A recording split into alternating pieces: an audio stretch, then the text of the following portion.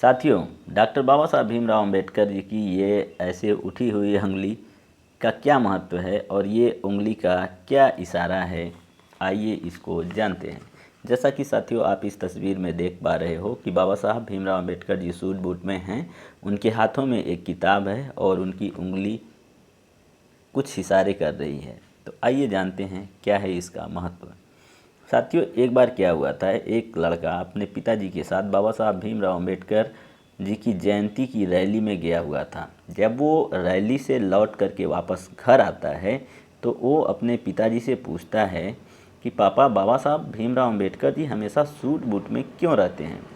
तो उसके पिताजी उसको समझाते हैं कि बेटा, बाबा साहब भीमराव अंबेडकर जी हमेशा सूट बूट में इसलिए रहते थे क्योंकि उन्हें लगता था कि उनका समाज भी उन्हें देख करके हमेशा सूट बूट में पहन करके रहेगा, क्योंकि उनका समाज उनको आदर्श मानता था और उनका मानना था कि वो जिस तरीके से काम करेंगे वैसा ही काम उनका समाज भी करेगा।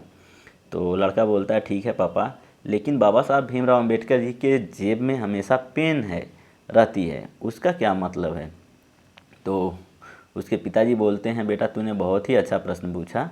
वो जो उनके पॉकेट में पेन है वो सिर्फ एक महज पेन नहीं है, बल्कि वह हजारों शोषित, वंचित और पीड़ित लोगों को गुलामी से मुक्ति कराने का वह आधुनिक तलवार है जिससे बाबा साहब भीमराव अंबेडकर ने भारतीय संविधान को लिखा है।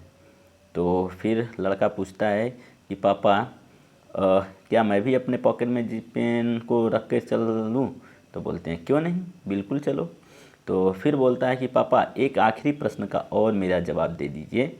बाबा साहब भीमराव अंबेडकर जी ने ये जो उंगली दिखाई है वो क्यों ऐसे दिखाई है, और उनके हाथ में जो किताब है वो किताब कौन सी है। उसके पिता बहुत खुश होते हैं कि मेरा बेटा जो है जानने की कोशिश कर रहा है। वो बोलते हैं, बेटा ये बहुत ही अच्छा प्रश्न पूछा। बेटा, उनके हाथ में जो किताब है उसका नाम भारतीय संविधान है। इस संविधान से पूरा भारत देश चलता है और इसी संविधान से हमें जो है स्वतंत्रता, समता, बंधुत्व जैसे मानवीय मूल्य मिले हुए हैं। बाबा साहब ने जो उंगली दिखाई है उसका मतलब है कि अगर इस संविधान को सही मायने में अमल में लाना है तो योग्य लोग ही क्या हों, संसद में आने चाहिए।